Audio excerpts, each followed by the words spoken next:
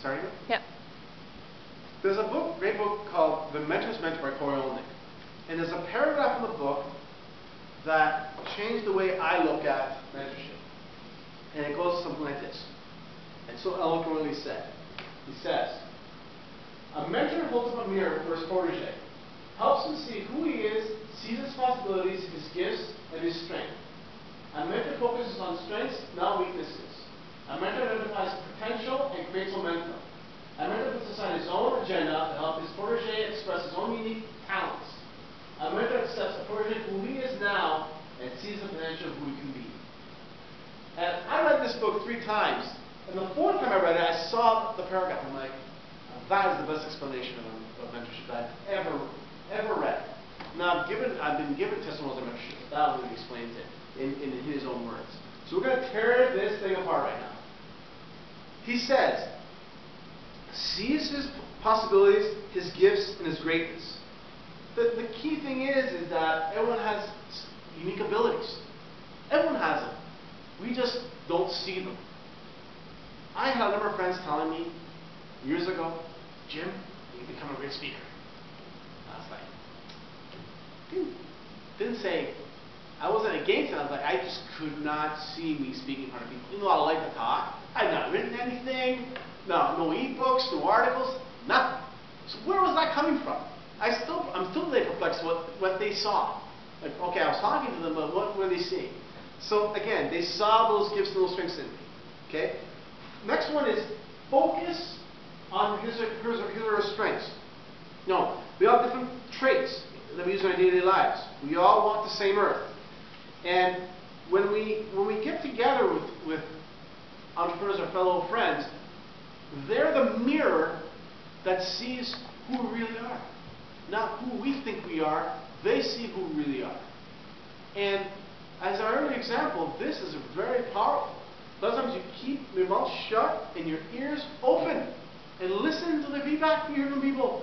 I mean, I've evolved this presentation, so people bring suggestions, okay, do this, do that. I don't take everything, but I do a few of them, and one says, well, those books you read, maybe you should just have them available. You know, if people want them, we can get access to them. I go, well, okay. I didn't know it looked like a bookstore, but I mean, if I speak in mouth, I have them available, so I have a few here today. Excuse me. The next one is identifies potential and creates momentum. This is really powerful. Excuse me, I have a drink here. The key thing is this: momentum. I'm a big fan of this. I love this word. Is in order for you to move forward, you gotta take baby steps to get there. Well, that's what some entrepreneurs is that. What is your goal? Do you want to make this many phone calls this week? Do you want to contact this many people this week? Well, where are you going to start? 1 a day, 2 a day? You know, get yourself that momentum. And it's hard to see it because the train is not moving. There's a movie called Unstoppable now. I'm using it as an analogy. The train's moving. They kind of want to stop the train, but it's moving. It was stopped first before it got moving. So now that's the energy you're looking for in your business, momentum. And for me, I love to network. I meet people every day. I attract them every day. It doesn't matter. Some days I don't contact a few people for a few days. The 3rd day, man, I meet 5 people.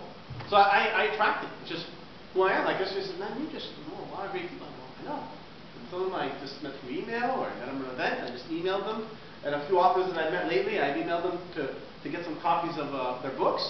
And they've been very gracious, and Corey's sending copies of books. I didn't make it here today, but I have an extra one here available, and a few others that have given me books. The bookstore in my neighborhood that has given me 2 books to sell today. So again, utilize those resources around you.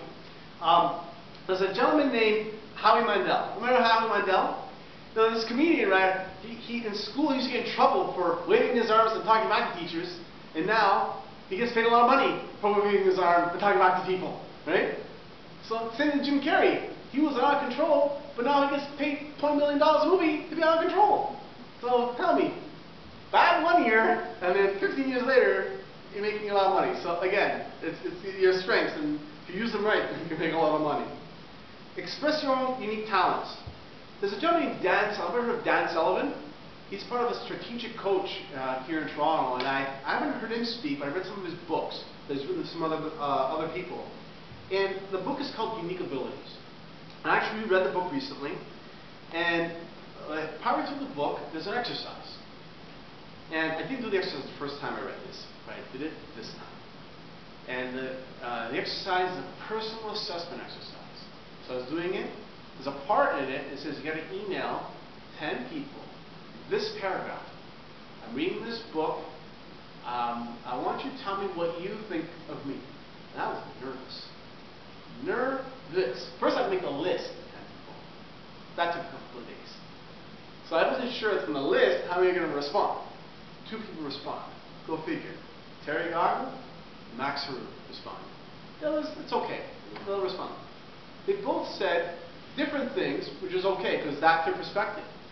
So I was like, you know, done.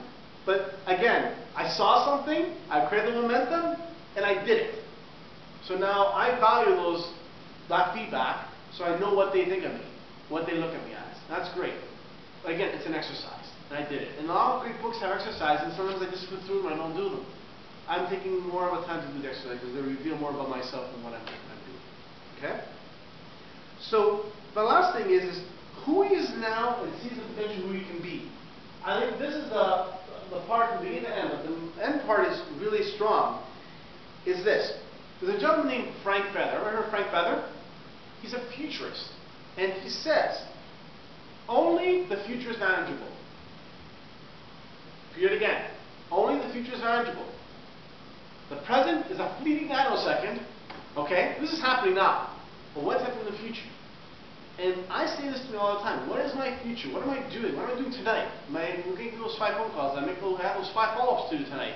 I have the plan, the event on the weekend. Well, I'm having a couple of guests coming. Okay.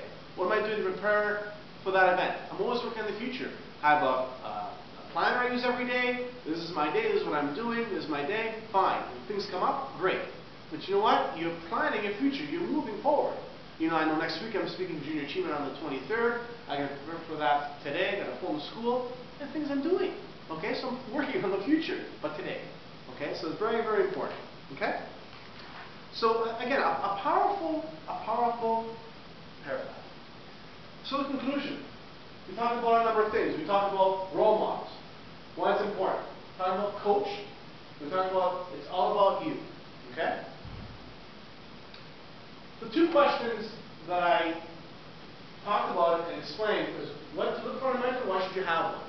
I hope that I brought some more clarification on why it's important to have a mentor. Or take the time to be a student. The gentleman here earlier says, I'm a student. I go, great, perfect.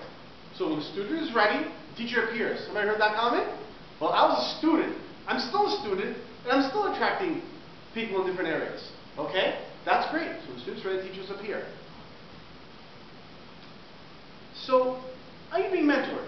And I'm involved in a business and that gives people plan B. So if anybody's interested in that, I can definitely speak about that. And again, it's have fun, make money, help people. I've written articles. I have a sheet here I can hand out. It has links on some of the articles that I've written online. I also have an ebook. It's not really supposed to be ready today, but it was being edited by a friend of mine. So she says, you're not going to hand this out. Please allow work. I go, okay. So what I can do is if you give me your email information, I can email it to you when it's ready. Okay? That's my blog there. I've written a number of articles over the past 2 years. I think 111 articles, either articles I've written or articles I've reposted. Okay, from different authors. Some of the books: The Mentor's Mentor, How to Coach a Fish, How Can I Get Myself to Do What I Need to Do. I have Terry's books, audios, and CDs here, available for sale, and I have a few others here as well that are available, and a couple of giveaways too. So the last bit here, because I got to 11 o'clock, is interactiveness. But before we do that, then I told you to do the exercise at the beginning about finding 5 mentors. Looking at them now, do you see a better picture of who they are and what they meant to you?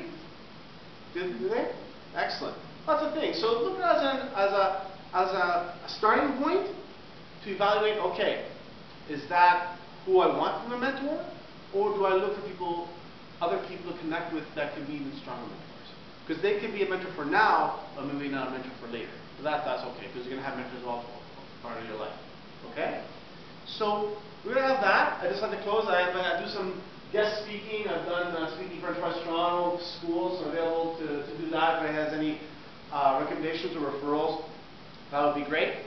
I'd just like to say thank you. I'm very appreciative of having the opportunity to come here to speak today, because it's sharing my story, but sharing my experiences. And I truly believe that everyone learns from everybody's experiences. And one of my mentors, his name is Casey, and he always said that in business life and success, you're going to have different mentors along the way. So you're going to have a mentor in business, you're going to have a mentor in life, and you're going to have a mentor for your success. And when I heard the quote, it made sense to me, but it really recently triggered me, because in different parts of my life, I have actually different people I speak about different things. From relationships, I have a lady that I met, a relationship coach that I met, and we have an email communication now, which is kind of nice. And she, because I've had some experience in that field, we've experienced some ideas, so that's kind of worked out great. And in business, I have one, and in life, I met some great life coaches that I've talked to about certain things, and it has been really, I think for me, that I can express it in confidence, that they feel that they're not going to call me on it, but they're just listening to me. And I had this conversation last week with a lady, and it was great. So the last thing we do is this, and I mentioned earlier, is that you're taking a step in your journey, the journey of an entrepreneur. And that's what I've been telling everyone I speak to, is you're on your path in your life. Whether you choose to be an entrepreneur or not, you're still on your journey. So you're going to need people around you. You need people to connect with. Make those people you connect with count. That's why I have get connected, make it happen. If you don't like that slogan, create another one. There's plenty out there. Use whatever you want. Anything that gets you going. And so people have begun to steal mine sometimes, and I don't mind it. So as you leave this talk, ask yourself this question. Say, okay, I heard this guy, all these books, and looks all sharp, have an expression. What can I do? What can I do to make an impact? Because the key thing is walking out those doors is not what impact I'm making, it's what impact you make to everybody else. So it's part of the pass it on, part of giving it away. And I think if we do a little bit of that in some way, we're actually helping ourselves and helping others too. And I think as entrepreneurs we have to do a little bit, and that's something that I'm appreciative. So again, we'll have a discussion here, I guess, for if I was going to show you stories the next 5 minutes or so, and let the next speaker come up. But again, I appreciate allowing me to be a speaking initiative Toronto. It has been a great experience, and I look forward to hearing some of the other speakers talk later on. So thanks again, and we can have a discussion in the next few minutes.